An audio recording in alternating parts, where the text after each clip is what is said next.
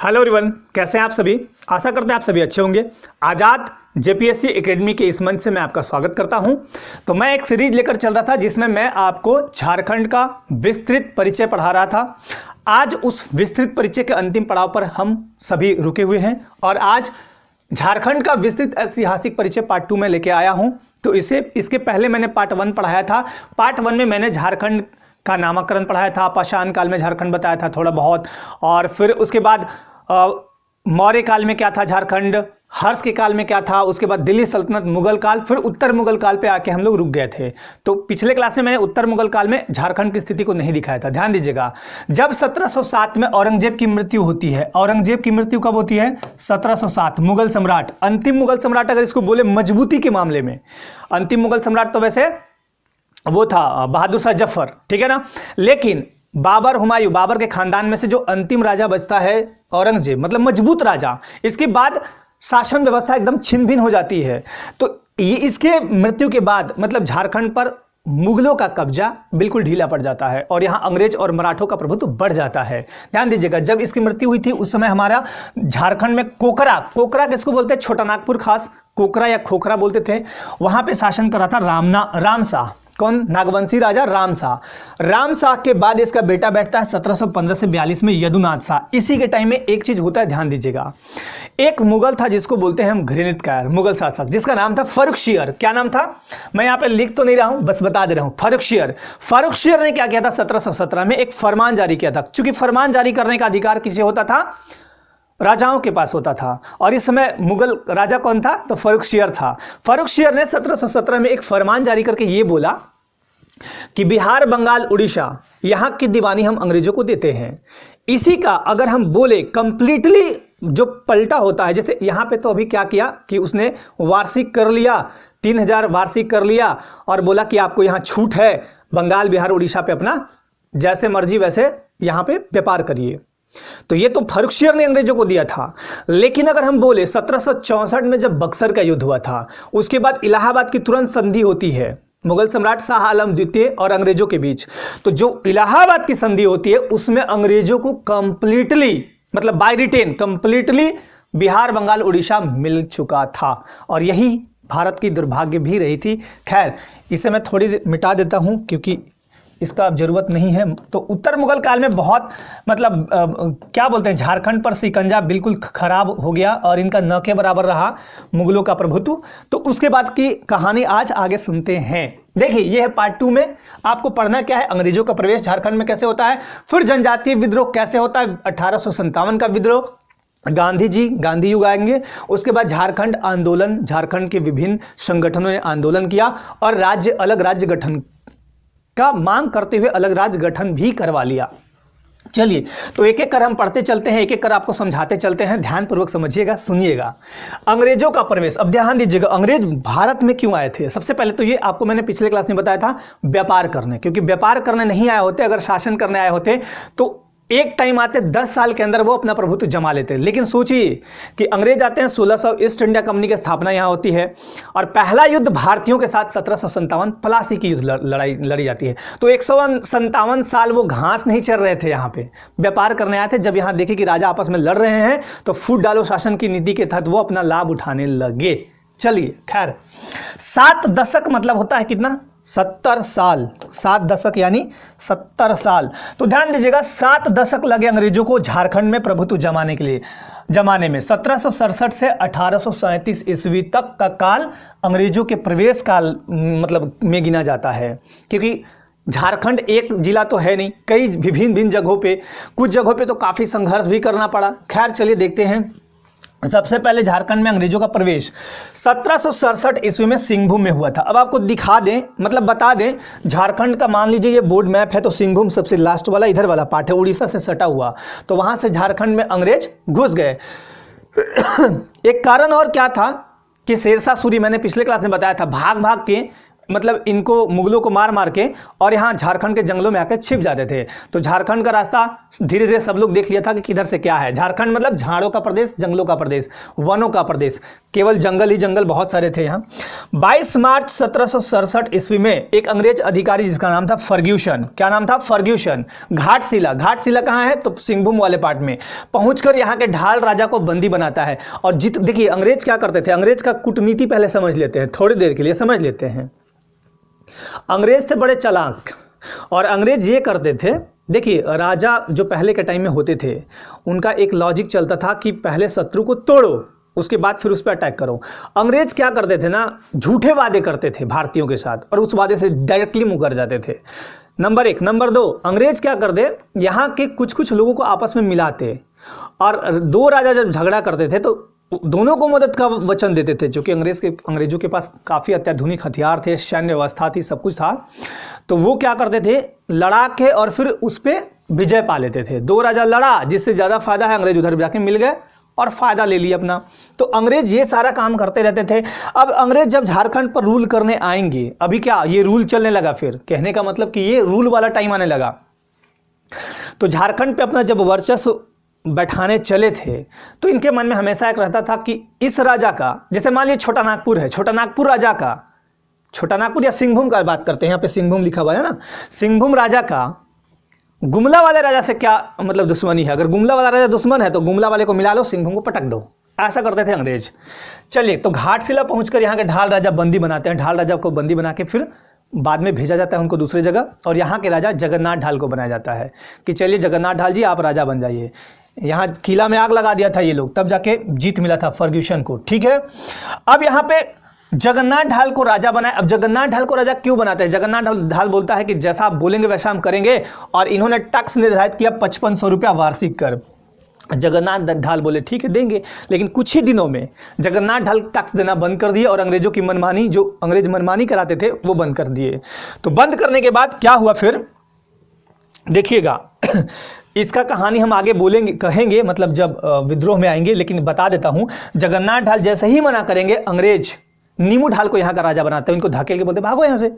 अब ये बेचारे यहाँ से इनको रास नहीं आता ये बात कि मैं राजा यहाँ बन के बैठा हुआ था, अब तुम हटा दिए।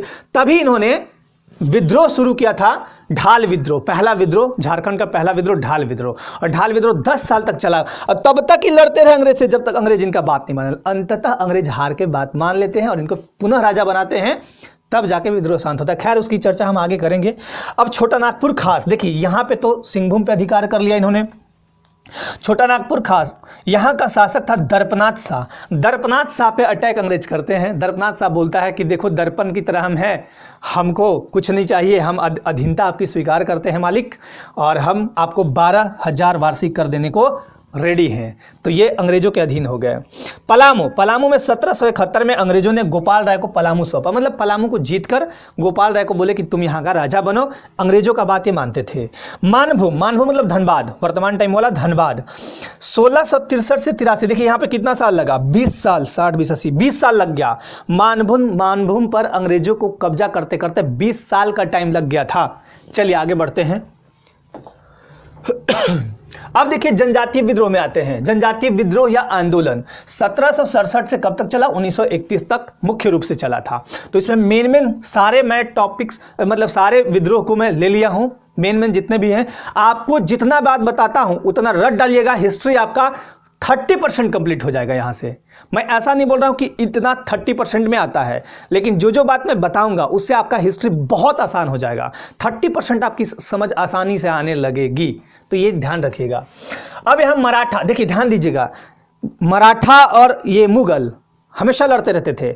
अब मुगल प्रभुत्व तो कमजोर पड़ गई, 1707 में औरंगजेब लुढ़क गया, कहानी खत्म हुआ, मर गया। उसके बाद तो फिर मराठों का प्रभुत्व बढ़ गया। मराठा, महाराष्ट्र वाले, ये यहाँ झारखंड पर आक्रमण करने लगे, अति करने लगे। 1741 से 1803 तक इनका भी वर्चस्व रहा, लेकिन फिर आंग्ल मराठा युद्ध काफ़ी होता है, उसमें भी ये लोग अपना हार जीत होते रहता है। खैर चलिए अब हम ढाल विद्रोह देखते हैं, मतलब जनजातीय विद्रोह झारखंड में जो हुआ वो देखते हैं। पहला है ढाल विद्रोह 1767 से 77। अभी मैंने आपको बताया था कि इसमें हुआ क्या था।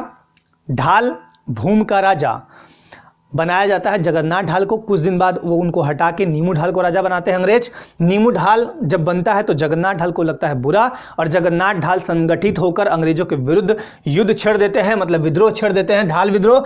और ये 10 साल तक तब तक चलता रहा जब तक अंग्रेज नहीं बोल दिए। अंग्रेज मतलब अंततः 1777 में बोले कि ठीक है भाई जगन्नाथ ढाल, ठीक है जगन्नाथ ढाल आप ही ले लो भैया, राजकाज हमको नहीं चाहिए, आप ही ले लो। तो ये ले लिए। लेकिन यहाँ भी देखिएगा आगे जाके जगन्नाथ ढाल से भी मतलब जनजाति लोग काफ़ी खिन्न रहेगी। देखिएगा, दिखाएंगे आगे आपको। अब चुआर विद्रोह। अब चुआर क्या है, देखिए जितने भी अफसर थे अंग्रेज अफसर, यहाँ के मतलब ये क्या बोलते हैं, भूमिजों को, यहाँ के आदिवासियों को चुरा करते थे। अब यहीं इसी अंग्रेजों के नाम पे ही चुआर विद्रोह जो भूमिज लोग करता है उसका नाम होता है चुआर विद्रोह। 1769 से 1805 तक, 1769 ईस्वी में बड़ा भूम और घाटशिला के बीच पहाड़ी जो क्षेत्र पड़ता है उसमें भूमिजों ने एक विद्रोह किया जिसे अंग्रेजों ने चुआर विद्रोह के नाम से मतलब संज्ञा दी।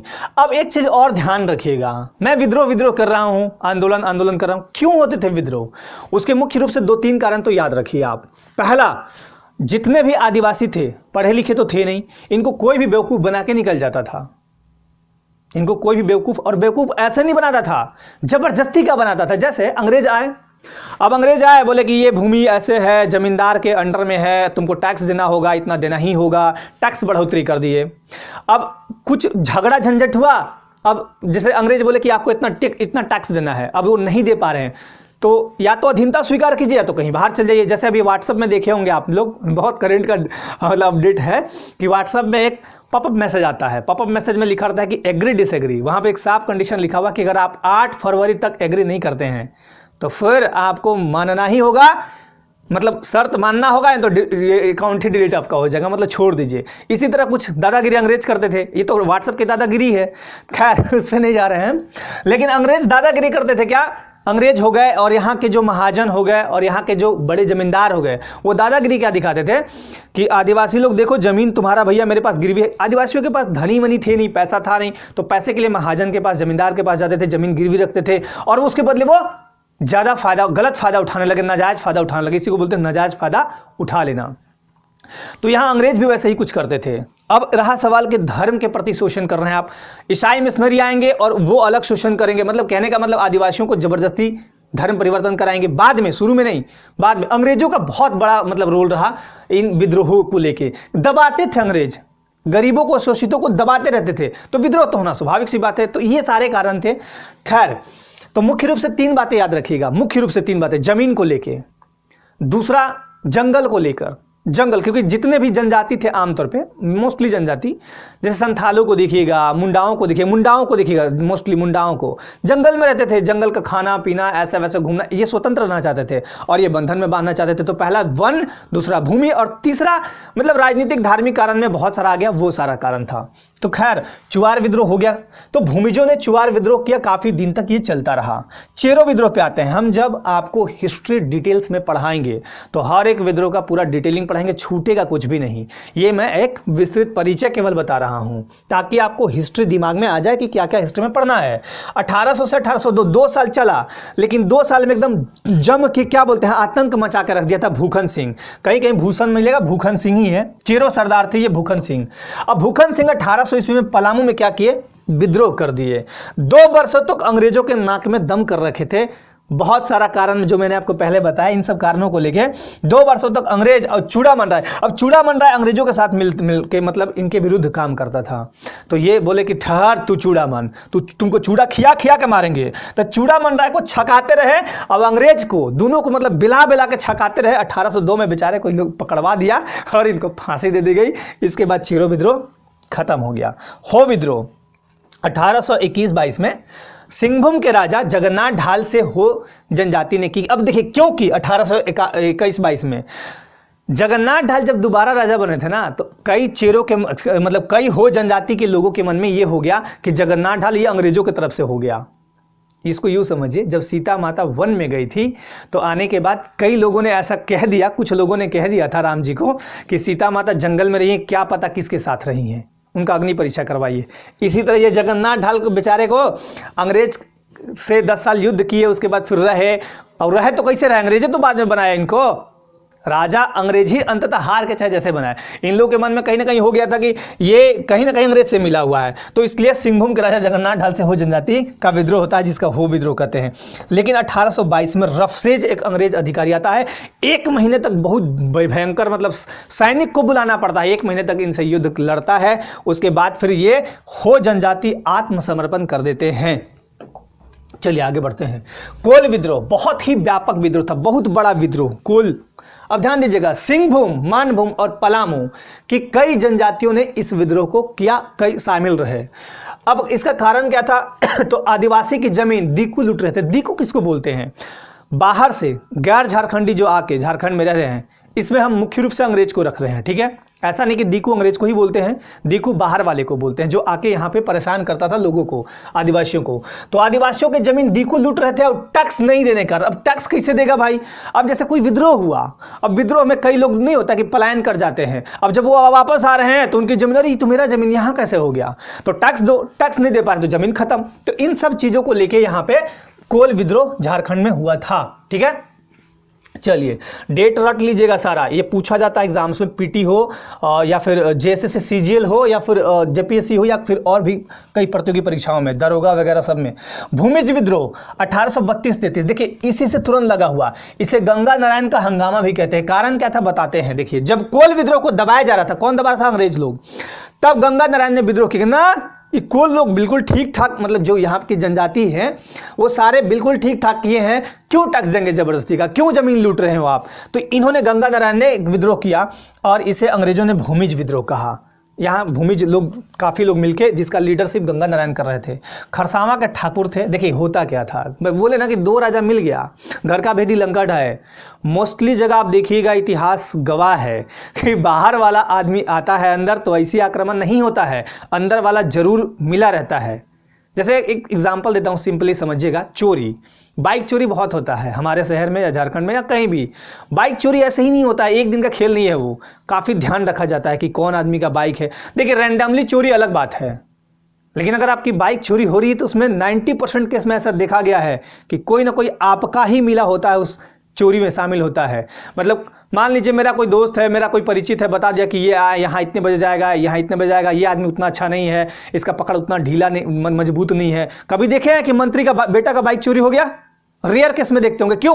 जानता है कि उखाड़ पखाड़ के एक चोर को लाके पता नहीं लॉकअप में क्या करवाएगा। तो इसलिए ऐसा होता है, जब भी विद्रोह हुआ, जब भी लड़ाइयाँ हुई, सब बाहर वाले आए, जितने भी आए उसका अंदर से सपोर्ट मिला, तब जाके विद्रोह सफल होता था। देखिए यहाँ भी देखिए, खरसावा, खरसावा कहाँ है बताइए? झारखंड का है। लेकिन ये ठाकुर साहब, खरसावा का जो ठाकुर है, क्या किया? गंगा नारायण का सिर काट के बोला अंग्रेज को लो। अंग्रेज अधिकारी विल्किंसन को उपहार में देता है। बताइए क्या जरूरत था? अगर ये मिल के रहते तो अंग्रेज कभी मतलब हरा पाते क्या? नहीं। तो खैर ये होते रहता था, इतिहास है ना। तो गंगा नारायण का हंगामा ये था, और गंगा नारायण बेचारे सिर कटवा दिया खरसावा का ठाकुर, और विल्किंसन को उपहार कर दिया। अब क्या करेगा विल्किंसन? खुश होगा, इसको इनाम देगा, है ना। चलिए खैर, अब आते हैं संथाल हुल, बहुत ही इंपॉर्टेंट संथाल हुल। अगर हम विद्रोह में देखें तो 4-5 विद्रोह का मैं नाम लेता हूँ, खासकर 3 विद्रोह तो मैं जरूर बता देता हूँ। संथाल हुल पहला, दूसरा बिरसा मुंडा, और एक और ले लिए सरदारी आंदोलन से प्रभावित आपका बिरसा मुंडा था, और एक जतरा भगत वाला वो विद्रोह, बहुत ही इंपॉर्टेंट। और भी हैं, बहुत सारे हैं, लेकिन ये 2-3 इंपॉर्टेंट है। 1855-56, ध्यान दीजिएगा, संथाल हुल, इसी को संथाल विद्रोह भी कहते हैं। और संथाल हुल 4 भाई थे, सिद्धू, कान्हू, चांद, भैरव, और उनकी बहन का नाम फूलो झरनो, ये भी शामिल थे यहाँ पे। खैर चलती है। जमींदारों द्वारा सताए गए संथाली बड़ी संख्या में क्या किए थे? पलायन कर गए थे। लेकिन पलायन करने के बाद ये क्या हुआ? बीरभूम, ढालभूम और सिंहभूम से आकर संथाल परगना में आके ये बसने लगे। अब देखिए पलायन करके यहाँ आके बसने लगे, बहुत लोग सताते थे, जमींदार लोग, है ना, बहुत तरह के काम कराते थे, शोषण करते थे। तो कैप्टन टैनर ने बोला है अपने सर्वेक्षण के आधार पे 1837 में, 1837 के सर्वेक्षण में कैप्टन टैनर ने एक बात बोली कि दामिनेको एक्चुअली है क्या? तो दामिनेको देखिए, संथाल परगना वाला क्षेत्र को बोलते हैं दामिनेको, और इसकी स्थापना हुई थी 1837 में। एक सर्वेक्षण में कैप्टन टैनर ने यह बताया कि दामिनेको यानी संथाल परगना वाला क्षेत्र की स्थापना कब हुई? 1837 ईस्वी में, याद रखिएगा। संथालों को जमींदारी प्रथा ने इनकी ही जमीन से बेदखल किया। देखिए जमींदारी प्रथा क्या होता है? जमीन आप किसी को दे दिए, इसको हम जमींदारी प्रथा वगैरह बहुत बढ़िया डिटेल में बताएंगे, बट शॉर्ट में बताते हैं कि आपने जमीन कभी किसी को दे दिया, अब उस पर वो खेती कर रहे हैं, मतलब ज़मीन दे दिया, आप गिरवी रख दिए। अब वो ज़बरदस्ती का, यहाँ तो ज़बरदस्ती का काम होता था ना, ज़बरदस्ती ज़मीन को लूट लेना। तो ज़मींदार लोग ज़मीन का मतलब बहुत खरीद फरोख्त करते थे, बहुत उल्टा पुल्टा काम करते थे। तो इन सब प्रथाओं से मतलब क्या हुआ कि इन सब संथालियों को बेदखल कर दिया और अंततः 1855 में संथालों ने बड़ी संख्या में सिद्धू कान्हू चांद भैरव के नेतृत्व में इस विद्रोह को अंजाम दिया। बहुत बड़ी संख्या में थे संथाली। विद्रोह का नारा क्या था? करो या मरो, अंग्रेजों हमारी माटी छोड़ो। अंग्रेज, अब अंग्रेज सह दे के रखते थे महाजन को और जमींदारों को। सह देना मतलब कि लो तुम यहां से इस जमीन का टैक्स लेना। अब वो मनमर्जी करते थे। जैसे अंग्रेज बोले, मान लीजिए ये एक एरिया है और ये है रघुआ का एरिया, रघुआ उरांव का। मान लीजिए एक नाम मैंने लिया है, तो रघुआ उरांव पे जमींदार एक है, मान लीजिए एक जमींदार है, वो इसको देखते हैं। अभी आप सरकार को टैक्स देते हैं, मालगुजारी भरते हैं हर कोई अपने ज़मीन का। तो यहाँ जमींदार को बोला कि अंग्रेज बोला जमींदार को कि तुम 5% इससे वार्षिक टैक्स लेना। तो अंग्रेज तो बोल के निकल गया। अब ये क्या गया ना कि 10% दो भाई, 5% हम रखेंगे, 5%। मतलब बहुत तरह के शोषण चलते थे। इसलिए ये विद्रोह, काफ़ी विद्रोह यहाँ पे झारखंड में देखने को मिलता है। अंग्रेजों करो या मरो, अंग्रेजों हमारी माटी, माटी मतलब होता है धरती यानी मिट्टी यानी खेत, वो छोड़ दो। सिद्धू कान्हू को बेचारे को पकड़ के फांसी दे दी गई और चांद भैरव को गोली मार दी गई थी। चलिए खैर आगे बढ़ते हैं, इसका पूरा डिटेलिंग बाद में हम करेंगे। सरदारी आंदोलन, ध्यान दीजिएगा। अब कोल विद्रोह, देखिए यहाँ पे सरदारी आंदोलन कब से? 1859 से 81। कोल विद्रोह के समय जो आदिवासी बाहर चले गए थे, जब वो वापस आए तो इनकी जमीन से इनको वंचित कर दिया गया। बोला ना ये मेरा जमीन है, तुम्हारा कहाँ से है? तो अब ध्यान दीजिएगा, जब इनको वंचित किया गया तो सारे आदिवासी मिल गए एक साथ और बोले सरदारी आंदोलन को जन्म दे दिए। मतलब सरदारी आंदोलन स्टार्ट हो गया। लेकिन ये 3 चरणों में हुआ था। प्रथम तो भूमि के लिए चला था कि भूमि संबंधी हमारा आंदोलन है, 1859 से 81 तक, ये आराम से ये इस टाइम तक रहा। दूसरा है पुराने मूल्यों की पुनर्स्थापना। पुराने मूल्य हमारे जो हैं उनकी पुनर्स्थापना कब तक? 1881 से 1890। और तीसरा राजनीतिक आंदोलन। आंदोलन बढ़ते गया, राजनीति का रूप ले लिया, 90 से 95 तक चला। तो सरदारी आंदोलन से प्रभावित होकर बिरसा आंदोलन चला। ध्यान दीजिएगा, बिरसा मुंडा जो थे, इनके बारे में अभी डिटेल में बता रहे हैं, थोड़ा इनका आगे स्लाइड में दिखाएंगे हम। तो बिरसा मुंडा जो थे काफ़ी प्रभावित थे। बचपन में जब ये मतलब इनका जब जन्म हुआ था तो पढ़ाई के लिए छिटपुट जगह, ऐसे मौसी के घर चले गए, कहीं गए तो हर जगह कुछ ना कुछ सीखते रहते थे ये। और कुछ बड़े हुए ना तो ये रामायण महाभारत उपनिषद का सबको पढ़ाने लगे, बच्चों को ज्ञान देने लगे। मतलब थोड़े थे सिंसियर और बहुत अच्छे थे। चलिए, मुंडा उलगुलान का मतलब होता है महान विद्रोह। उलगुलान का शाब्दिक अर्थ है महान विद्रोह या बिरसा आंदोलन 1899 से 1900। बहुत इंपॉर्टेंट, बहुत ही इंपॉर्टेंट, सबसे संगठित और सबसे व्यापक विद्रोह, सबसे संगठित। अब कारण क्या था? तो राजस्व दर में वृद्धि। राजस्व दर बोल रहे हैं 3% दो, अब सीधे 13% कर दे रहे हैं। तो भाई होगा ही, जाहिर सी बात है, झगड़ा होगा। जमींदार और साहूकारों की शोषक नीति, जो मैंने अभी बताया आपको, बहुत शोषण करते थे यहाँ के आदिवासियों का। ईसाई मिशनरियों की दोषपूर्ण नीति। ईसाई मिशनरियों की दोषपूर्ण नीति क्या थे? ईसाई मिशनरियों की स्थापना हुई थी शिक्षा दीक्षा के लिए।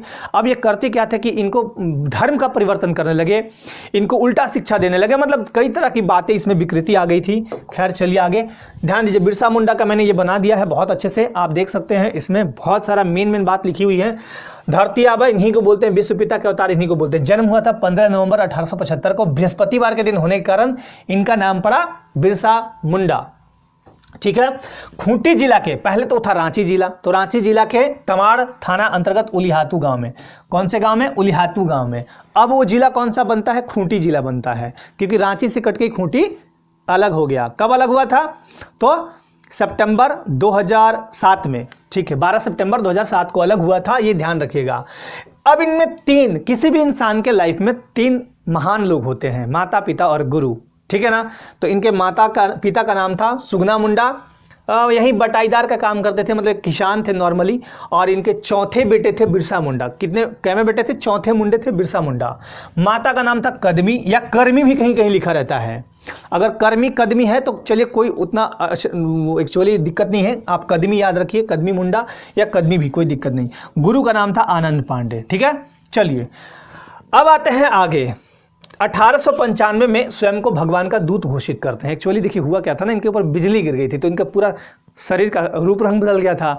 अब लोगों को लगा कि अरे ये अचानक ऐसे कैसे हो गया, तो इन्होंने लोगों को बताया कि मुझे ईश्वर ने भेजा है, मैं ईश्वर का दूत हूँ, मैं सिंहबोंगा हूँ। सिंहबोंगा मतलब एक भगवान, सिंहबोंगा का दूत हूँ। मतलब सिंहबोंगा संथालों का, उरांवों का हो जनजाति का, खरवार जनजाति का इनका प्रधान देवता है, ठीक है, तो याद रखिएगा। संथालों का, सॉरी मुंडा का है ना, तो ये सब याद रखिएगा। ये सब बाद में कला संस्कृति में मैं बताऊंगा। हो गया, खरवार हो गया, भूमिज हो गया और मुंडा हो गया। तो इन सब के जो प्रधान देवता थे वो कौन थे? सिंगबोंगा। तो इन्होंने ऐसा बोला, आदिवासियों को समझाया कि देखो मैं भगवान का दूत हूँ। इनका चेहरा रूप रंग पूरा बदल गया था। तो सब लोग बोले कि हाँ।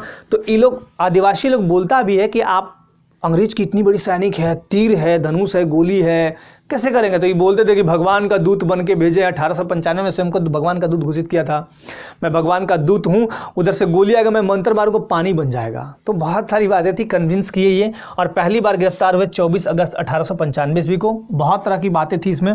अंग्रेजों के विरुद्ध विद्रोह कब स्टार्ट हुआ? तो 25 दिसंबर 1899 को स्टार्ट हुआ था ये विद्रोह। कौन सा? मुंडा उन्मूलन। कारण क्या था? कारण वही सब था, आपको मैंने पिछले स्लाइड में बताया। मुंडा विद्रोह के गीत कौन थे? कटोंग बाबा कटोंग, कटोंग बाबा कटोंग, साहेब कटोंग कटोंग, रारी कटोंग कटोंग, मतलब काटो बाबा काटो। किसको काटो?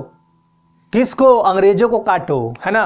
रारी काटो मतलब दूसरी जातियों, रारी मतलब होता है रानी, मत याद रखिएगा। रारी मतलब दूसरी जातियों को काटो जो अंग्रेजों के साथ मिलकर काम कर रहे हैं। तो बिरसा मुंडा एकदम व्यापक आंदोलन चलाते हैं, बोले कटोंग बाबा कटोंग मतलब काटो बाबा काटो। साहेब कटोंग कटोंग मतलब अंग्रेज अधिकारियों को काटो साहेब। रारी कटोंग कटोंग, रारी मतलब होता है कि दूसरी जाति जो दूसरों से मिल गए हैं, मतलब अंग्रेज से, या हमारे जो विरोधी हैं उनको काटो। तो ये काटो काटो चलाए बेचारे। फिर देखिए आंदोलन का केंद्र था खूंटी, ठीक है ना। इनका एक सेनापति था जिनका नाम था गया मुंडा। कौन था? गया मुंडा। अब इनका देखिए ध्यान दीजिएगा, इनका फिर 3 फरवरी 1900 को गिरफ्तार, इन पे इनाम भी रखा गया, फिर बेचारे पकड़वाया गया इनको। ये ऐसे ही नहीं पकड़ाया है, बहुत तेज थे, पकड़वाया गया। 9 जून 1900 ईस्वी को इनको रांची जेल में हैजे से मौत हो गई, है ना। उसके बाद इस मुंडा आंदोलन यानी मुंडा उन्मूलन का इम्पैक्ट क्या हुआ, प्रभाव क्या हुआ, मतलब परिणाम, प्रभाव नहीं परिणाम, रिजल्ट क्या निकला? तो रिजल्ट 2 तरह से देखिए, ध्यान दीजिएगा। पहला तो यह कि 1902 में गुमला को और 1903 में खूंटी को अनुमंडल बनाया गया। और दूसरा यह हुआ कि बंगाल काश्तकारी अधिनियम चलता था। यह भूमि के लिए, भूमि संबंधी नियमों के लिए बंगाल काश्तकारी अधिनियम चलता था, जिसे 1908 में CNT एक्ट बनाया गया, छोटा नागपुर टेनेंसी एक्ट। CNT छोटा नागपुर टेनेंसी एक्ट 1908। तो ये 1908 जो छोटा नागपुर टेनेंसी एक्ट है वो संथाल परगना जो प्रमंडल है उसको छोड़ के बाकी सब में अप्लाई होता है। ये भी ध्यान रखिएगा। आपको JPSC वालों का 1-2 टॉपिक है आपका CNT एक्ट और SPT एक्ट, दोनों पढ़ने हैं। उसके अलावा अन्य एक्ट जो भी है उसको भी पढ़ना है, वहाँ से आपका काफ़ी क्वेश्चंस पूछे जाएंगे, ठीक है ना। तो ये भी ध्यान रखिएगा। खैर, तो ये 2 इंपॉर्टेंट चीज़, और ये बहुत इंपॉर्टेंट चीज़ हो गया लागू। चलिए आगे बढ़ते हैं। अब टाना भगत आंदोलन, टन-टना-टन-टाना, है ना, 1914 ईस्वी। उरांव लोगों ने, देखिए एक्चुअली क्या थे ना कि ये कुड़ुक भाषा को जानते थे, तो उरांव लोगों का ही एक ब्रांच बोलिए, हम ब्रांच बोल सकते हैं टाना भगत। उरांव लोगों का ब्रांच बोल दीजिए टाना भगत। तो इन्होंने, उरांव लोगों ने जतरा भगत का नेतृत्व में टाना भगत आंदोलन किया, ठीक है। मुख्य कारण क्या था? दिकुओं द्वारा शोषण, बहुत तरह के शोषण करते थे ये लोग, बदमाश हो चुके थे। धार्मिक और राजनीतिक आंदोलन इसे बोला जाता है। शुरू में धर्म का स्वरूप रखा हुआ था, लेकिन बाद में ये राजनीतिक रूप पकड़ लिया। आरंभ हुआ था 1914 ईस्वी में चिंगरी नवा टोली गुमला से। देखिए क्या था कि ये ओझा प्रेत वाला मामला था यहाँ पे, काफ़ी लोग यहाँ पे मतलब उससे प्रभावित होते थे। और इसी में जतरा भगत का बेचारे का जन्म होता है 2 अक्टूबर 1888। 2 अक्टूबर को महान विभूति या फिर बोले देश के पिता महात्मा गांधी का भी जन्म हुआ है। तो 2 अक्टूबर 1888 को इनका जन्म होता है। कहाँ? गुमला के चिंगरी नवा टोली में, ठीक है ना। और 1916 में इनकी मृत्यु होती है। खैर, इनके पिता का नाम कोहरा भगत, माता का नाम लिवरी भगत और पत्नी का नाम था बुधनी भगत। ये इनको आत्मज्ञान का प्राप्ति होता है। कैसे प्राप्ति होता है ध्यान दीजिएगा। तो तुरिया भगत एक मतलब ओझा मंत्र वाले व्यक्ति हैं, विशेषज्ञ हैं। तो उनके तंत्र मंत्र सीखते समय इनको लगा कि अचानक ज्ञान आ गया। तो 1914 में इन्होंने ज्ञान प्राप्त किया और इन्होंने फिर घोषणा किया एकेश्वरवाद, मतलब एक ईश्वर है, धर्मेश। कौन है? धर्मेश। तो उरांव जनजाति का सबसे मेन देवता है धर्मेश। और संथाल, हो, खरवार और भूमिज, इन सारे जातियों के अलावा और भी कुछ हो सकते हैं। इन सबों का जो प्रमुख देवता है वो है सिंगबोंगा। कौन है? सिंगबोंगा, याद रखिएगा। तो ये धर्मेश यानी ईश्वर ने मुझे जनजातियों का नेतृत्व सौंपा है, ऐसा जतरा भगत ने कहा। और उसके बाद फिर ये आंदोलन का रूप मतलब दे दिए। अब आरंभ आंदोलन होता है 1914 में, चिंगड़ी नवाटोली गुमला से ही आंदोलन आरंभ तो होता है, नेतृत्व भी करते हैं ये, लेकिन बेचारे को 1916 में जेल में पकड़ा जाता है। जेल में बहुत टॉर्चर करते हैं लोग, मतलब अंग्रेज लोग। और 1916 में जब छूट जाते हैं तो 2 महीने के बाद, छूटने के 2 महीने, इतना दर्द होगा बेचारे को, 2 महीने बाद इनका प्राण पखेरु हो जाता है 1916 में ही। लेकिन यह आंदोलन फिर भी आगे बढ़ता रहता है। चलिए आगे बढ़ते हैं।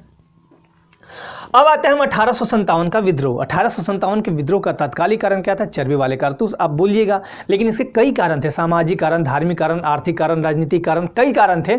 जब हम 1857 का विद्रोह जीएस में पढ़ेंगे तो उसका पूरा डिटेलिंग जरूर करेंगे। खैर अभी हम झारखंड में पढ़ रहे हैं, वो भी शॉर्टली तरीके से। तो चलिए, झारखंड में 1857 का विद्रोह 12 जून 1857 को यहाँ पे विद्रोह शुरू होता है देवघर के रोहनी गाँव से। यहाँ पे क्या हुआ था देखिए, देवघर में मेजर लेस्ली की हत्या सैनिकों ने कर दी। और आपको बताते हैं रोहनी गांव कहाँ है, तो अजय नदी के तट पर। नदी जब पढ़िएगा तो उसमें दिखा देंगे आपको। 12 जून 1857 को देवघर के रोहनी गांव से ये स्टार्ट होता है। और आपको एक क्वेश्चन पूछा जाता है बहुत ही इंपॉर्टेंट, कि देवघर जब 1857 का विद्रोह हुआ था, सिपहिया विद्रोह या फिर बोलते हैं राष्ट्रीय आंदोलन, ठीक है ना, उस समय गवर्नर जनरल कौन था? तो लॉर्ड कैनिंग। याद रखिएगा, गवर्नर जनरल कौन था? Lord Canning. ये भी कई बार क्वेश्चन पूछे गए हैं। अब इसका प्रभुत्व कहाँ कहाँ रहता है, कहाँ कहाँ प्रभुत्व? हमने मेन जगह लिखा है, और भी इसके अलावा ऐसा नहीं कि इतनी ही 4-5 जगह हैं, और भी जगह फैले हुए हैं। तो देखिए, सबसे पहले सिंहभूम और पलामू में देखते हैं। पलामू में 26 सितंबर को देखा गया विद्रोह का स्वरूप। नीलांबर पीतांबर 2 व्यक्ति हैं यहाँ पे, और इन्होंने जम के विद्रोह यहाँ पे किया था। मतलब विद्रोह का मेन बागडोर इन्हीं के हाथ में था। बाद में इनको फिर मतलब मार दिया गया था, फांसी दे दिया गया था। खैर, सिंहभूम में ध्यान दीजिए, सिंहभूम में 3 सितंबर को देखा गया। अर्जुन सिंह लीडरशिप कर रहे थे 1857 का। हर जगह क्या था ना कि लीडर अलग अलग थे और अलग अलग अपना चला रहे थे।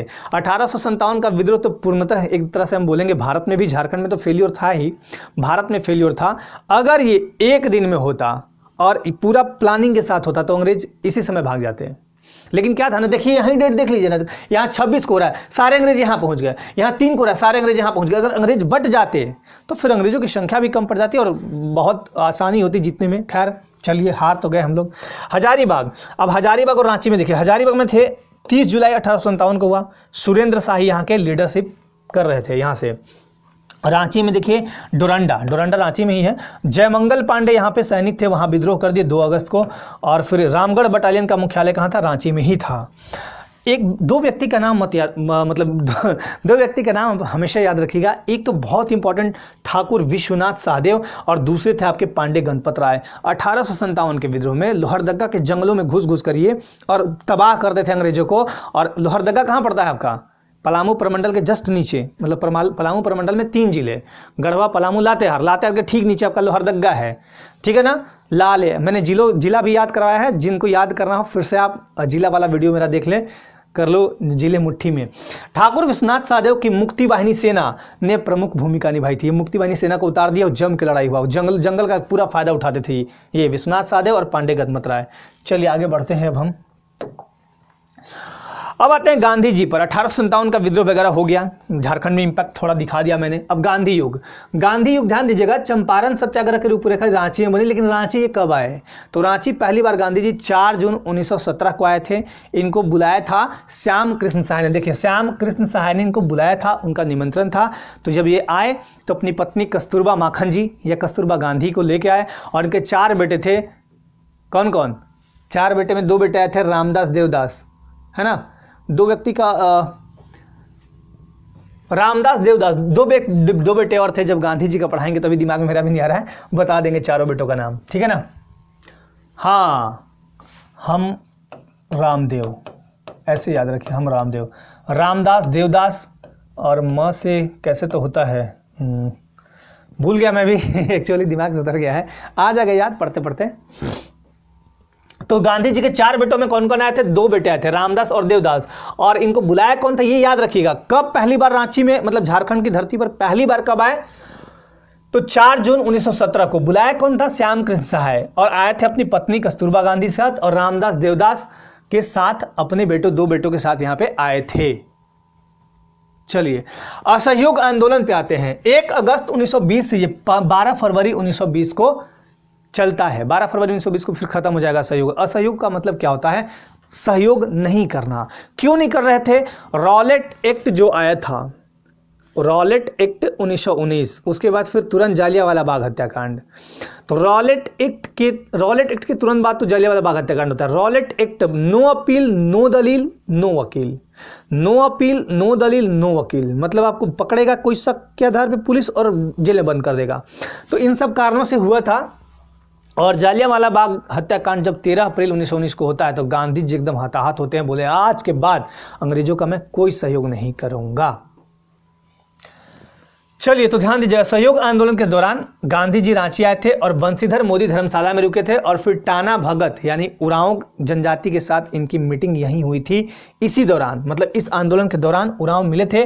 और आपको बता दें, गांधी जी के सबसे नज़दीकी या सबसे ज़्यादा हेल्प करने वाले टाना भगत यानी उरांव लोग थे। करते क्या थे? देखिए, कोई भी आंदोलन चलाने के लिए आपको क्या क्या चाहिए होता है? एक तो आपका संगठन होना चाहिए, फिर आपके पास बैकग्राउंड बहुत अच्छा पैसे का होना चाहिए, फिर कुछ लोगों का सहयोग होना चाहिए, और भी बहुत सारे हैं। जैसे आप जेपीएससी कर रहे हैं तो आपके पास एक संगठन होना चाहिए, मतलब कुछ दोस्त हों, कुछ उसमें परिचित हों जो आपको सपोर्ट करें। आप बीमार हैं, जेपीएससी की तैयारी कर रहे हैं, बीमार हैं 10 दिन से, कोई देखने ही वाला नहीं है, तो हो गया तैयारी।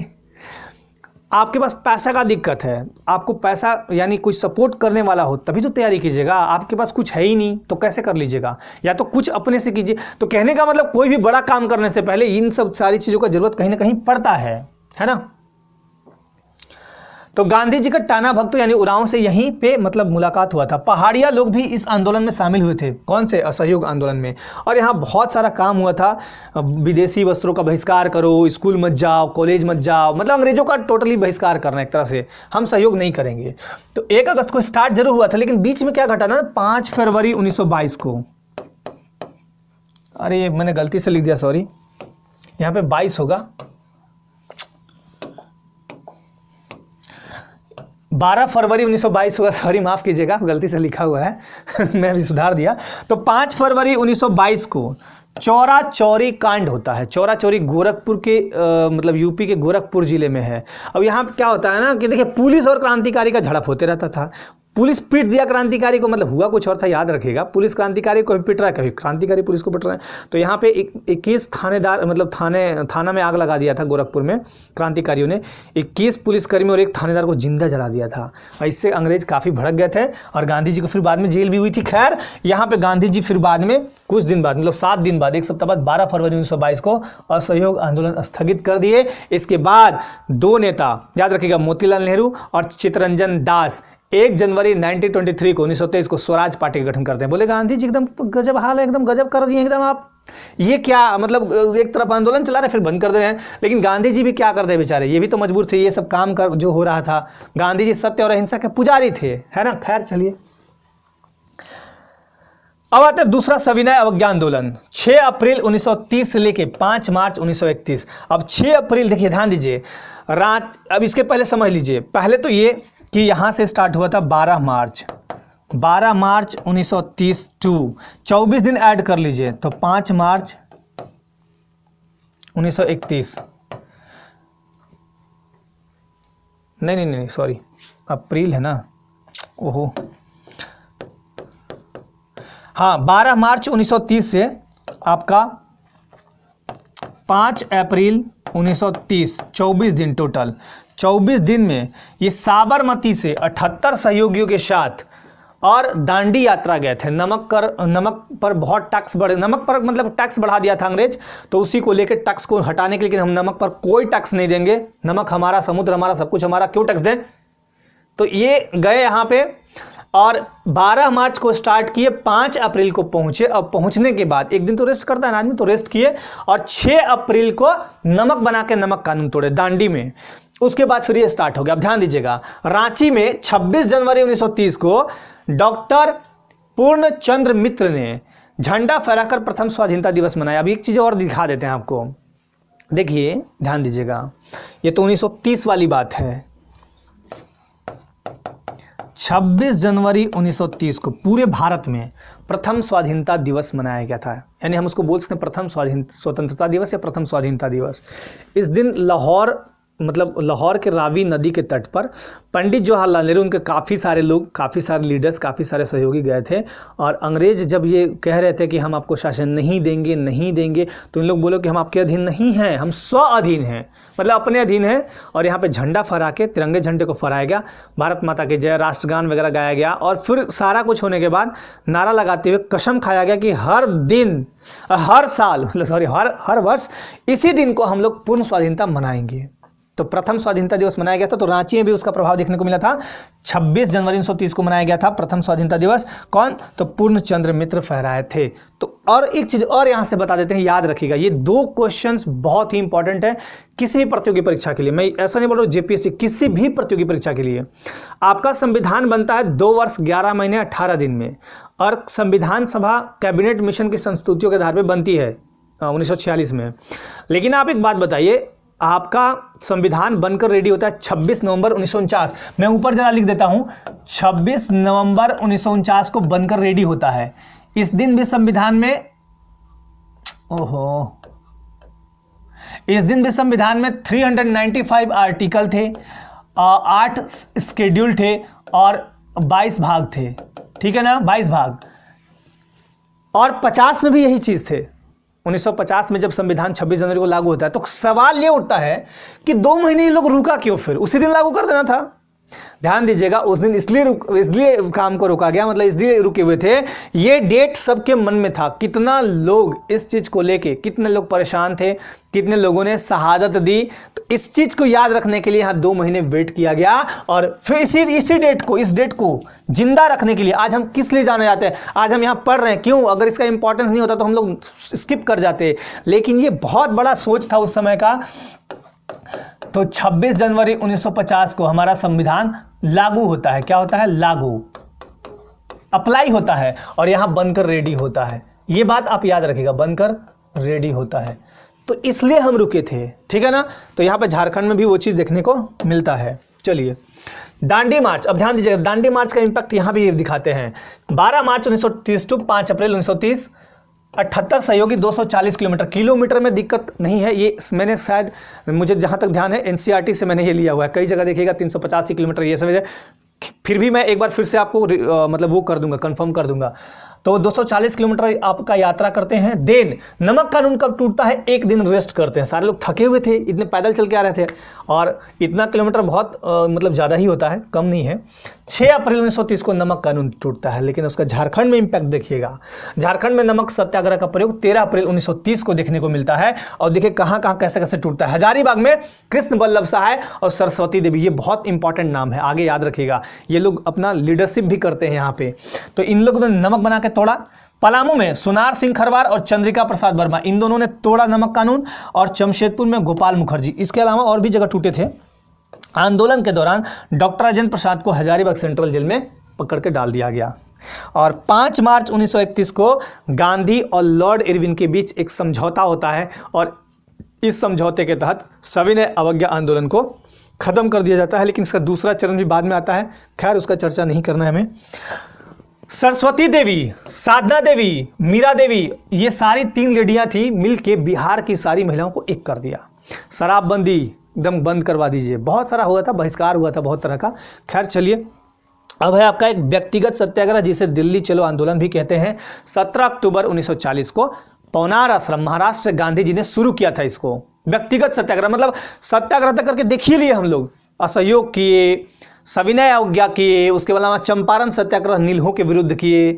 सब जगह उतना मजा नहीं आया। एक काम करते हैं, व्यक्तिगत सत्याग्रह करें, टोटल व्यक्ति। और इसके प्रथम व्यक्ति जो बने थे, यानी प्रथम सत्याग्रही, वो थे विनोबा भावे। क्वेश्चंस जेएसएससी में पूछा गया है, तो जेएसएससी जेपीएससी के लिए आप याद रखिएगा। विनोबा भावे बहुत इंपॉर्टेंट भी है। विनोबा भावे इसी डेट को बनते हैं, 17 अक्टूबर 1940 को प्रथम सत्याग्रही बनते हैं। और दूसरे सत्याग्रही जवाहरलाल नेहरू थे। और विनोबा भावे को जानते हैं हम भूदान आंदोलन का जनक। चलिए आगे बढ़ते हैं। अब देखिए, भारत छोड़ो आंदोलन, क्विट इंडिया मूवमेंट। 8 अगस्त 1942 को गांधी जी मुंबई के ग्वालियर टैंक में इकट्ठे होते हैं। 70 मिनट के भाषण देते हैं एकदम जम के, और बोलते हैं कि करो या मरो, डू और डाई, अंग्रेजों भारत छोड़ो, अंग्रेजों भारत छोड़ो। तो उसके बाद जब सारे देखिए सब कुछ पता चल जा रहा है ना, अंग्रेजों को पता चल जाता था।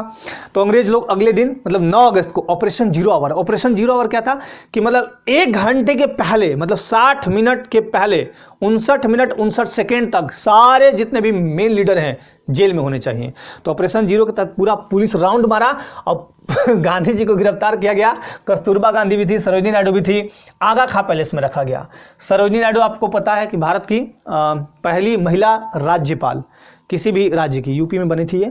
चलिए, जयप्रकाश नारायण को वहीं हजारीबाग सेंट्रल जेल में रखा गया, ठीक है। बाद में छलांग लगा के भाग गए थे, है ना, जयप्रकाश नारायण, खैर कोई बात नहीं। हजारीबाग के 2 नेता राम नारायण सिंह और सुखलाल सिंह, इनको 9 अगस्त को ही अरेस्ट किया गया था, ठीक है ना, 1942 को।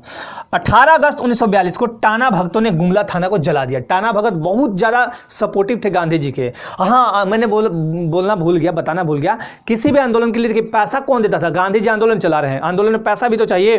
तो यहाँ झारखंड से हर जगह से इनको मिलते रहता था, लोग इकट्ठा किए। तो टाना भगत भी बहुत इंपॉर्टेंट रोल अदा किए थे इन सब कार्यों में। तो पैसा इकट्ठा होता था और फिर चला जाता था संगठन को, ठीक है ना। अंतिम घटना यहाँ पे झारखंड में 22 अगस्त 1943 को है, जब वाचस्पति त्रिपाठी को गिरफ्तार किया गया था। चलिए आगे बढ़ते हैं। अब है झारखंड आंदोलन और राज्य गठन 1912 से लेकर 2000, काफ़ी लंबा टाइम रहा। मैंने बोला था पहले ही क्लास में, पहले भी वीडियो में, 1-2 वीडियो में मैंने बोला है कि झारखंड का निर्माण कोई एक दिन का खेल नहीं है। जेपीएससी का मतलब फाइनल सिलेक्शन कोई 1 दिन, 1 महीने का या 2 महीने का खेल नहीं है। आपको जम के लगना पड़ेगा। अगर आपको 4 महीने में जेपीएससी करना है तो हर एक दिन 24 × 4 कर लीजिए, मतलब 24 चौक जितना होता है उतना घंटा आपको मेहनत करना होगा। 1 मिनट या 1 सेकेंड फालतू टाइम अगर व्यस्त नहीं करते हैं आप, तब तो 4 महीने में आपका काम या 3 महीने में बन जाएगा। नहीं तो फिर इसके लिए बहुत मेहनत करना पड़ता है, बहुत लगना पड़ता है। जेपीएससी बहुत टफ भी नहीं है और बहुत आसान भी नहीं है, लेकिन हाँ, मेहनती आदमी के लिए कुछ भी असंभव नहीं है। चलिए, झारखंड आंदोलन का जन्मदाता, आपको भाई झारखंड गठन करें, आंदोलन तो करिएगा ना। तो जे बार्थोलोमन, ये हजारीबाग जो विद्यालय है वहाँ के स्टूडेंट रहे हैं और 1912 में इन्होंने क्रिश्चियन स्टूडेंट ऑर्गेनाइजेशन की स्थापना की थी। क्यों? तो गरीब जो भी बच्चे हैं उनको मतलब एक तरह से हेल्प मिले यहाँ से, ठीक है ना। संगठन का यही उद्देश्य था। उसके बाद ध्यान दीजिएगा, छोटा नागपुर उन्नति समाज 1915 में इसकी गठन की जाती है और सबसे पहले इसी ने राज्य की सर्वप्रथम शुरुआत। देखिए, झारखंड आंदोलन के जन्मदाता है, वो राज्य निर्माण के नहीं है। झारखंड आंदोलन, झारखंड में आंदोलन स्टार्टिंग हुआ उसके हैं वो, ऐसा मत याद कर लीजिएगा उल्टा पुल्टा। पृथक राज्य मतलब बिहार से झारखंड अलग करना है, इसकी शुरुआत 1915 में छोटा नागपुर उन्नति समाज ने की थी। इसके निर्माणकारी जुएल लकड़ा, ठेबले उरांव और बंदीराम, यहाँ पे बंदीराम है, बंदीराम उरांव थे। बंदीराम उरांव ये 3 व्यक्ति थे मुख्य रूप से इसके मतलब निर्माण करने वाले छोटा नागपुर उन्नति समाज के। आगे आके किसान सभा का गठन 1930 में होता है। इसके संस्थापक ठेबले उरांव और पहले अध्यक्ष ठेबले उरांव, सचिव बने थे पॉल दयाल। अब चलिए आगे। उसके बाद ध्यान दीजिएगा, आदिवासी महासभा, पहले आदिवासी सभा उसके बाद महासभा बन गया। 1938 में इसका गठन हुआ, लेकिन गठन कैसे हुआ? तो 5 आदिवासी संगठन मिलाकर, 5 आदिवासी जो संगठन थे सबको मिला दिया एक में और छोटा आदिवासी महासभा बनाया गया। 5 कौन कौन थे? तो पहला छोटा नागपुर उन्नति समाज, दूसरा किसान सभा, तीसरा मुंडा सभा, चौथा कैथोलिक सभा और 5वां हो माल्तो सभा, संथालों की जनजाति वगैरह। तो ये सारे को मिला के आदिवासी महासभा बनाया गया। लेकिन ध्यान दीजिए, इसके संस्थापक कौन थे? तो थियोडोर सुरीन, सुरीन या सोरेन का ये बात एक ही है, सुरीन भी कह देता है कुछ लोग। तो थियोडोर सुरीन, ये थियोडोर सुरीन थे संस्थापक और इसके पहले अध्यक्ष भी यही बने और उपाध्यक्ष बने बंदीराम उरांव और सचिव बने पॉल दयाल। तो ये याद रखिएगा। यही नहीं, 1 साल बाद दूसरा इसका अधिवेशन मतलब दूसरा अध्यक्ष बनेगा। हर साल अध्यक्ष चेंज होना है, तो दूसरा बार क्या बना? 1939 में जयपाल सिंह मुंडा, जो हॉकी खिलाड़ी, हॉकी के मतलब क्या थे, कैप्टन थे, तो आदिवासी महासभा के अध्यक्ष बनते हैं। तो दूसरे बार में मतलब पहला बार कौन था? अध्यक्ष भी यही थे, थियोडोर सुरीन। और अलग झारखंड की मांग सबसे पहले व्यक्तिगत तौर पे इन्होंने की थी कि मुझे अलग झारखंड चाहिए। चलिए आगे बढ़ते हैं। अब आता है झारखंड पार्टी। 1950 में इसका गठन होता है। अध्यक्ष जयपाल सिंह मुंडा यही थे और फिर इन्होंने क्या किया? आदिवासी महासभा का नाम बदलकर झारखंड पार्टी रख दिया। अब हमको क्या चाहिए? आदिवासी महासभा नाम है, चलो इसको चेंज करते हैं झारखंड पार्टी, तभी ना झारखंड का गठन होगा। तो या 31 दिसंबर 1949 को इसका नाम बदलकर जमशेदपुर में जयपाल सिंह ने झारखंड पार्टी रखा, जिसका गठन 1950 में हुआ था। बेचारे की मृत्यु 20 मार्च 1970 को ब्रेन हेमरेज की वजह से हो जाती है। इनका ब्रेन हेमरेज होता है और फिर इनकी मौत हो जाती है। लेकिन झारखंड राज्य का गठन रुकता नहीं है, आगे होगा। इनका बहुत बड़ा रोल रहा जयपाल सिंह मुंडा का। झारखंड मुक्ति मोर्चा जेएमएम, शिबू सोरेन का नाम तो सुने होंगे ना। अभी उनके बेटे हैं हेमंत सोरेन। हेमंत सोरेन अभी वर्तमान टाइम में हमारे कौन है, मुख्यमंत्री हैं, वो भी जेएमएम पार्टी से हैं। ठीक है, तो गठन 4 फरवरी 1973 को धनबाद में हुआ था। इसका संस्थापक में 3 मुख्य रूप से नाम याद रखिएगा। विनोद बिहारी महतो, बहुत ही इंपॉर्टेंट, विनोद बिहारी महतो, शिबू सोरेन और ए.के. राय। विनोद बिहारी महतो इसके पहले अध्यक्ष बने जेएमएम के, शिबू सोरेन प्रथम महासचिव बने थे। उसके बाद आता है अगला अजसू या आजसू कहिए या आजसू कहिए, एजेएसयू, ऑल झारखंड स्टूडेंट्स यूनियन। मतलब झारखंड के स्टूडेंट्स के लिए यूनियन था। टोटली सारा काम झारखंड गठन का हो रहा है। खैर 22 जून 1986 को सूर्य सिंह बेसरा ने जमशेदपुर में इसका गठन किया और पहले अध्यक्ष प्रभाकर तिर्की और पहले महासचिव सूर्य सिंह बेसरा। सूर्य सिंह बेसरा कौन थे, तो ये गठनकर्ता भी थे और पहले महासचिव भी बनाए गए। अब आते हैं जैक। ये वाला जैक नहीं है, जेएसी, ये तो झारखंड एकेडमिक काउंसिल हो गया, झारखंड अधिविद्य परिषद, इसके तहत एग्जाम होते हैं, ये नहीं है, ये जैक है, JAAC जैक। तो जैक मतलब झारखंड एरिया ऑटोनोमस काउंसिल, यानी झारखंड क्षेत्र स्वायत्त शासी परिषद। स्वायत्त शासी मतलब चलिए अलग होइए, है ना। अधिसूचना इसके लिए जारी हुआ था कि चलो भाई इसका अधिसूचना, इसके जैक के लिए कि हम जैक बना दे रहे हैं 7 अगस्त 1995 को। लेकिन इसका गठन कब होता है, 9 अगस्त 1995। ये भी क्वेश्चन पूछे जाते हैं, पूछे गए हैं। अध्यक्ष थे इसके शिबू सोरेन और उपाध्यक्ष सूरज मंडल। ठीक है, ये जैक और ये जैक दोनों 2 चीजें अलग है वो। अब आते हैं गठन कैसे होता है राज्य का। राबड़ी देवी, देखिए उस समय तो पहले, इसके पहले तो लालू यादव थे। लालू यादव को बेचारे को जेल वेल का बात चल रहा था। राबड़ी देवी फिर मुख्यमंत्री बनी थी बिहार की, क्योंकि हमारा झारखंड बिहार से ही अलग हुआ है। तो राबड़ी देवी पर कांग्रेस लोग प्रेशर जमा दिया कि नहीं आप दीजिए, बिहार को अलग करिए। अभी बेचारी लेडी थी, क्या सोची, करिए देते हैं, छोड़िए, पति बेचारे परेशान हैं, इधर हमको कांग्रेसी परेशान किया है। राबड़ी देवी सोची कि ठीक है ना, है ना। तो लालू यादव से कनेक्ट नहीं हो पाया राबड़ी देवी का। तो लालू यादव बड़ी खतरनाक है। उनका स्पीच जब सुनिएगा ना इंग्लिश वाला, तो बहुत खतरनाक इंग्लिश बोलते हैं वो। राबड़ी देवी ने 25 अप्रैल 2000 को स्वीकृति दी कांग्रेस के दबाव के चलते। ध्यान दीजिएगा किसका स्वीकृति दी, तो बिहार राज्य पुनर्गठन विधेयक 2000 ईस्वी। किसी भी राज्य का गठन आर्टिकल 3 के तहत होगा, लेकिन वो कैसे होगा बता देते हैं। सबसे पहले बात विधानसभा में उठेगी और विधानसभा में जिस राज्य का उठना है उस मतलब जिस राज्य, जैसे बिहार में उठा तो झारखंड अलग करना है, तो बिहार में उठेगा और बिहार में विधानसभा वोट करेगी। मतलब बिहार में विधानसभा वोट करेगी, वहाँ पे पास होना चाहिए। फिर उसके बाद पास होने के बाद चला जाएगा सेंटर में, मतलब संसद में। संसद के 3 अंग, राज्यसभा, लोकसभा, राष्ट्रपति, वहाँ तीनों सहमति देंगे, तब फिर यहाँ विधानसभा में आएगा और फिर यहाँ लगभग कंप्लीट, वहाँ कंप्लीट मतलब यहाँ कंप्लीट और यहाँ फिर पारित हो जाता है। खैर, बिहार राज्य पुनर्गठन विधेयक अधिनियम 2000 ईस्वी, राबड़ी देवी, ये 4 डेट याद रखना है। 25 अप्रैल को ये स्वीकृति देती हैं और उसके बाद लोकसभा में 2 अगस्त 2000 को, राज्यसभा में 11 अगस्त 2000 को और प्रेसिडेंट देते हैं। प्रेसिडेंट कौन थे, KR नारायणन, 25 अगस्त 2000 को। ध्यान दीजिएगा झारखंड राज्य का निर्माण नवंबर में ही हो चुका था। 1 नवंबर को ही झारखंड पूरा बन के खाका तैयार था, लेकिन अप्लाई क्यों नहीं किया गया, क्योंकि बिरसा मुंडा के जन्म तिथि को याद रखना था। जैसे आपको संविधान वाला कहानी बताया ना कि भारतीय संविधान का गठन, भारतीय संविधान बनकर तैयार हुआ था आपका कब, भारतीय संविधान बनकर तैयार हुआ था आपका 26 नवंबर 1949 को। लेकिन अप्लाई क्यों नहीं करते हैं लोग, उसका कारण एक ही सबसे बड़ा था, 26 जनवरी वाला डेट हमें याद रखना था। तो ये चीज़ बातें समझ में आई, तो इसलिए यहाँ भी 15 नवंबर वाला डेट वेट कर रहा था लोग। और 15 नवंबर 14-15 ऐसे बोलते हैं, 14 नवंबर की आधी रात, मतलब 15 नवंबर आ गया ना वो 12 बजे के बाद, तो झारखंड का 28वें राज्य के रूप में गठन हो जाता है और इस तरह आपका इतिहास हो जाता है ख़त्म। इस वीडियो को बहुत अच्छे से आपको देखना है और जहाँ भी आपको कोई डाउट हो, कोई क्वेरी हो, आप कमेंट करिए और कोई भी प्रॉब्लम हो आप कमेंट करिए। बहुत जल्द JPSC अपना नोटिफिकेशन जारी करने वाली है। मैं एक सेपरेट वीडियो, मैंने बोला भी है, टोटली बनाऊंगा। क्या सिलेबस है, क्या चेंजेस हुए हैं, कैसे कैसे क्वेश्चन पूछे जाएंगे, परीक्षा का स्वरूप क्या रहेगा, PT मेंस, PT के मार्क्स क्या होंगे, मेंस के मार्क्स कैसे होंगे, कितना % क्वालिफाई करने के लिए लाना होगा और एज क्या रहेगा, है ना। फॉर्म कौन कौन भर सकता है, अपियरिंग, जैसे ग्रेजुएशन जो कर रहे हैं अपियरिंग वाले, पार्ट 3 में जिनका एग्ज़ाम होने वाला है वो भर पाएंगे नहीं भर पाएंगे, और भी बहुत सारी बातें। महिलाओं का उम्र क्या रहेगा, कितनी छूट रहेंगी, SC ST OBC के लिए क्या छूट रहेंगे, क्या लिमिटेशन रहेंगे, सारे कुछ पूरे डिटेल में मैं बताऊंगा। और मैंने एक book list complete book list भी आपके बीच वीडियो में डाल दिया है, आप चाहें तो वहां से देख सकते हैं। और इस वीडियो के माध्यम से मैं एक चीज़ और बताना चाहता हूं, अगर आपको क्लास के दौरान कुछ चेंजेज चाहिए, ऐसा लगता है कि सर कुछ और भी चेंजेस कीजिए, तो आपके सुझाव सादर आमंत्रित हैं।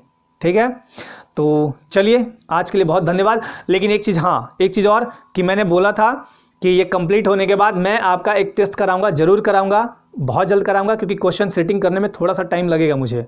और क्वेश्चन सेटिंग करने के बाद अच्छे तरीके से मैं आपका टेस्ट कराऊंगा। जो भी उसमें बहुत अच्छा परफॉर्मेंस करेंगे, हमारी टीम बैठेगी, देखेगी, उसके बाद आपको यहाँ से पुरस्कृत किया जाएगा। तो इसके लिए रेडी रहें। तो अपने लाइफ में आप व्यस्त रहें, मस्त रहें, स्वस्थ रहें। आज के लिए बहुत बहुत धन्यवाद। जय हिंद।